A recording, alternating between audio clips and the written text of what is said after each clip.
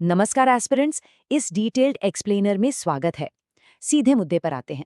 आज हम जिस विषय को डिकोड करने वाले हैं वो सिर्फ एग्जाम्स की कंसेप्चुअल क्लैरिटी के लिए ही नहीं, बल्कि इंडियन डेमोक्रेसी के कोर फ्रेमवर्क को समझने के लिए एब्सोल्युटली क्रूशियल है।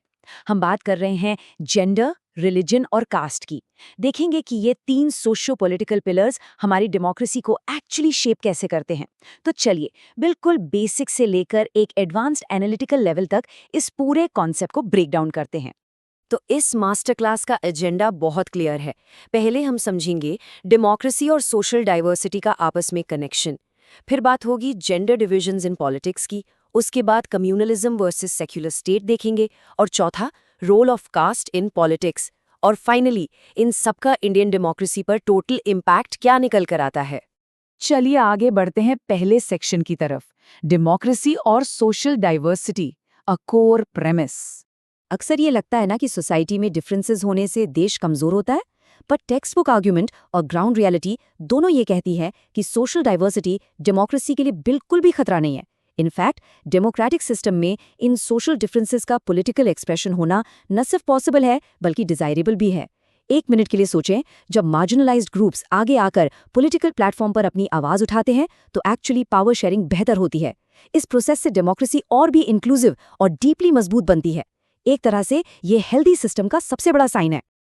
अब आते हैं दूसरे पिलर पर, section 2, gender divisions in politics, the public and private divide.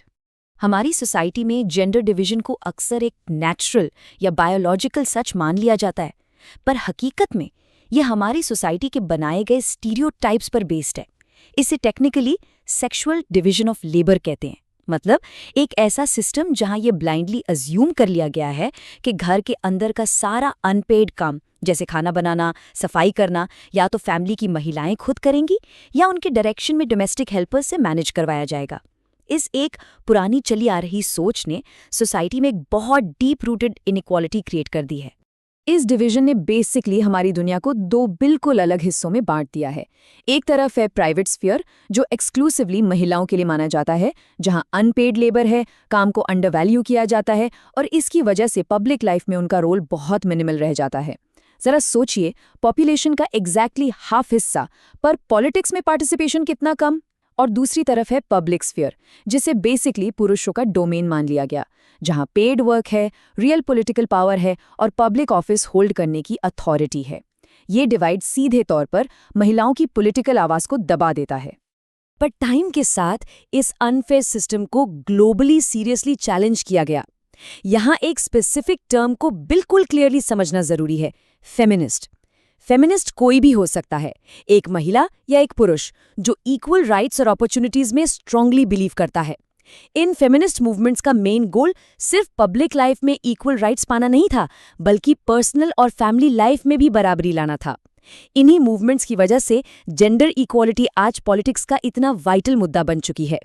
इस हिस्टोरिकल विजुअल को देखिए, ये बंगाल से है और डायरेक्टली महिलाओं की इंटरनल स्ट्रेंथ और उनके फर्म डिटर्मिनेशन को रिफ्लेक्ट करता है। दुनिया भर में ऐसे ही एजिटेशंस और कैंपेन्स ने पब्लिक लाइफ में महिलाओं के रोल को रेडिकली इंप्रूव किया है। आज जो हम महिलाओं को साइंटिस्ट्स, डॉक्टर्स, इंजीनियर्स और टॉप पॉलिटिकल लीडर्स के रूप में आगे बढ़ते देख रहे हैं, ये सब उन्हीं पास्ट पॉलिटिकल एक्सप्रेशंस का नतीजा है। ये एक टेक्स्ट बुक एग्जाम्पल है कि जब किसी डिसएडवांटेज्ड ग्रुप की आवाज फाइनली पॉलिटिकल इशू बनती है तो सोसाइटी को उसका कितना बड़ा बेनिफिट मिलता है।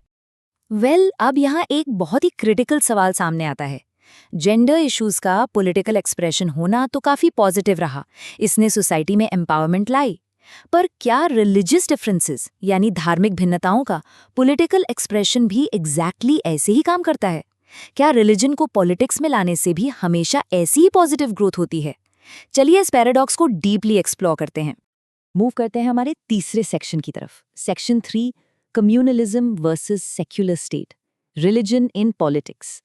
जेंडर डिवीजन के बिल्कुल अनलाइक रिलीजन पॉलिटिक्स में बहुत फ्रीक्वेंटली और एक्सप्लिसिटली एक्सप्रेस किया जाता है। यहाँ महात्मा गांधी जी का एक क्लासिक कोट रिकॉल करना एग्जाम पर्सपेक्टिव से बहुत जरूरी है। उन्होंने फरमाया था कि धर्म को कभी पॉलिटिक्स से अलग नहीं किया जा सकता। अब इसका एक्चुअल मीनिंग ध्यान से समझिएगा।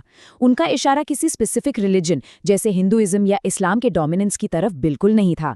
वो बात कर रहे थे मॉरल वैल्यूज और एथिक्स की, वो नैतिक मूल्य जो हर धर्म सिखाता है। गांधी जी का क्लियर मानना था कि पॉलिटिक्स को इन्हीं मॉरल वैल्यूज से गाइड होना चाहिए, न कि किसी रिलीजियस फैनेटिसिज्म से। रिलीजन और पॉलिटिक्स के इंटरकनेक्शन का एक और प्रैक्टिकल एग्जाम्पल है हमारे फैमिली लॉज। ये वो कानून है जो मैरिज, डाइवोर्स, अडॉप्शन और इनहेरिटेंस जैसे पर्सनल मैटर्स को गवर्न करते हैं।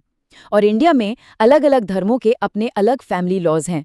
पता है, कई मूवमेंट्स ने ये वैलिड पॉइंट उठाया है कि लगभग सभी धर्मों के ट्रेडिशनल फैमिली लॉज महिलाओं के खिलाफ डिस्क्रिमिनेटरी रहे हैं। इसलिए डिमांड ये उठती है कि स्टेट इन लॉज को और इक्विटेबल बनाए। ये रिलीजन और पॉलिटिक्स का एक पॉजिटिव इंटरसेक्शन है, जहां सप्रेस्ड आवाजों को जस्टिस मिलने की लेजिटिमेट उम्मीद होती है। लेकिन ट्रेजेडी तब शुरू होती है जब रिलीजन का यूज एक्सक्लूसिव और पार्टिजन टर्म्स में होने लगता है।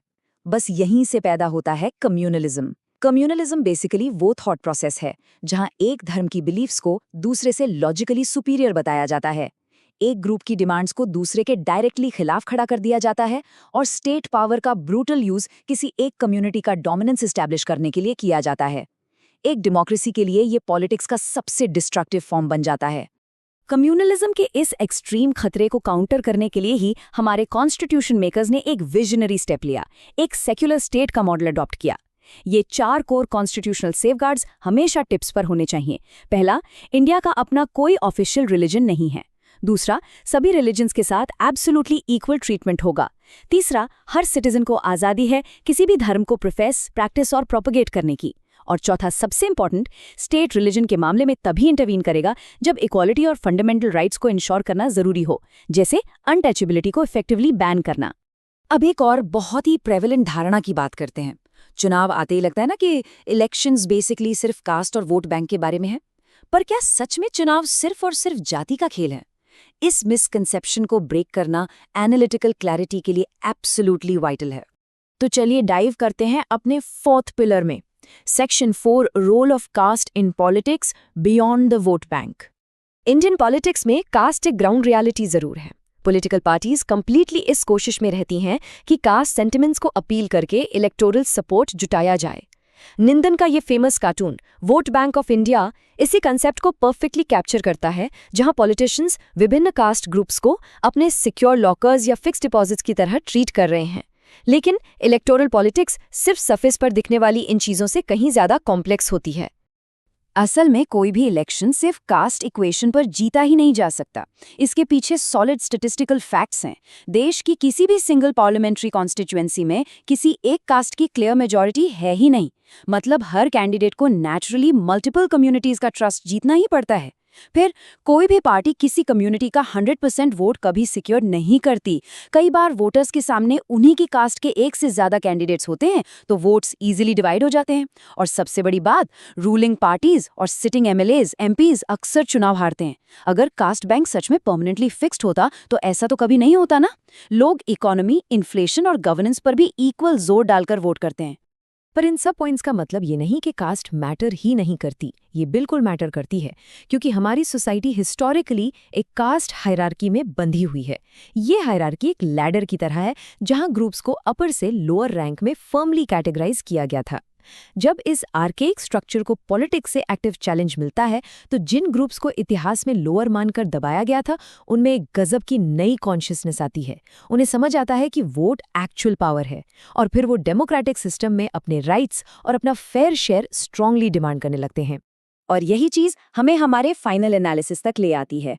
Section 5, impact on Indian democracy, empowerment versus division. अगर ध्यान से समझें तो सोशल डिविजन्स का पॉलिटिकल एक्सप्रेशन एक परफेक्ट डबल एज सॉर्ड यानी 2 धारी तलवार है। इसका सबसे बड़ा और प्रोफाउंड पॉजिटिव इम्पैक्ट ये है कि इसने डिसएडवांटेज्ड और मार्जिनलाइज्ड कम्युनिटीज को प्रैक्टिकली आगे आने का रास्ता दिया है। आज कास्ट पॉलिटिक्स के जरिए ही दलित्स और ओबीसीज पावर स्ट्रक्चर में प्रॉपर्ली क्लेम कर पा रहे हैं। उन्हें उन रिसोर्सेज और डिसीजन मेकिंग प्रोसेसेस तक एक्सेस मिल रहा है जिनसे उन्हें सदियों तक दूर रखा गया था। सिस्टेमिक डिस्क्रिमिनेशन को खत्म करने के लिए ये पॉलिटिकल स्पेस होना बहुत बहुत जरूरी है। ये एसेंशियली हमारी डेमोक्रेसी के इंक्लूसिव होने की सबसे बड़ी जीत है। लेकिन उसी कॉइन का दूसरा साइड भी कंप्लीटली रियल है। अगर किसी पॉलिटिकल सिस्टम का पूरा फोकस सिर्फ आइडेंटिटी पॉलिटिक्स यानी एक्सक्लूसिवली बस जाति और धर्म पर ही आके अटक जाए तो सिचुएशन बेहद अनहेल्दी हो जाती है। इस एक्सक्लूसिव ऑब्सेशन की वजह से पॉवर्टी, बेसिक एजुकेशन, डेवलपमेंट और करप्शन जैसे जो रियल कोर इश्यूज हैं उनसे नेशनल ध्यान बिल्कुल भटक जाता है। और कई बार यही ओवर रिलायंस ऑन आइडेंटिटी समाज में डीप पोलराइजेशन, कम्युनल टेंशन और अल्टीमेटली वायलेंस क्रिएट करने का रीजन बन जाती है। तो इस पूरे एक्सप्लेनर को वाइंड अप करते हुए एक बड़ा एनालिटिकल सवाल दिमाग में जरूर आना चाहिए। क्या इन सोशल डिविजन्स का पॉलिटिकल एक्सप्रेशन हमारी डेमोक्रेसी की सबसे बड़ी जरूरत है या फिर सच में इसकी सबसे फेटल वल्नरेबिलिटी? जैसा हमने डिटेल में देखा, ये एक्सप्रेशन ऑप्रेस लोगों को एक बहुत स्ट्रॉन्ग आवाज भी देता है, पर अगर लिमिट क्रॉस हो जाए तो सोसाइटी को बुरी तरह तोड़ भी सकता है। एग्जाम पर्सपेक्टिव और कंसेप्चुअल क्लैरिटी के लिए इसी डेलिकेट बैलेंस को न्यूट्रली समझना और एनालाइज करना ही रियल मास्टरी है। आज के इस डिटेल सेशन में हमारे साथ जुड़ने के लिए बहुत बहुत शुक्रिया। कीप एनालाइजिंग और मिलते हैं अगले महत्वपूर्ण टॉपिक के साथ।